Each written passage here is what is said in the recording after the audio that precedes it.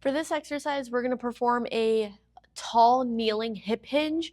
So the tall kneeling hip hinge, it's going to activate our glutes and our deep core muscles. So the emphasis should be on bracing the core, keeping the ribs stacked over the hips as we descend down and then come back up.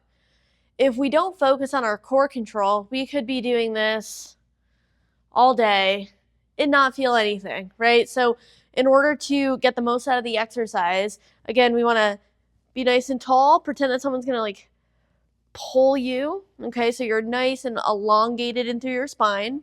You're going to take your hands and you're going to find your pointy hip bones, okay? I have my thumbs right at my ribs and then my middle finger at my hip bones, and I'm going to try and draw those together, okay? So now I feel like this is tucked in a little bit, almost like I'm going to put on a tight pair of pants. So I'm really driving this in. I feel my stomach muscles working, but I can still talk, okay? So I'm not tightening up so much that I wouldn't be able to talk or take a deep breath, okay? So I'm going to turn to the side so you can see. Tight here, I feel my abs working. I'm going to sit back onto my heels and then come up. Breathe in.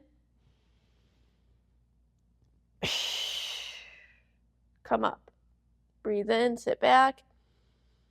Keep the ribs and pelvis stacked. Again, looks pretty easy, but I just did a couple repetitions and I really feel this in my stomach. This is a good prerequisite exercise to relearn kind of good squatting mechanics, good hip hinging. Again, you don't need anything for this exercise. For preference, I have a yoga mat, or excuse me, well, I do have a yoga mat, but a yoga blanket just for some cushion on my knees. You could do this without one, or you could just like toss a pillow on the floor. That might just feel a little bit better.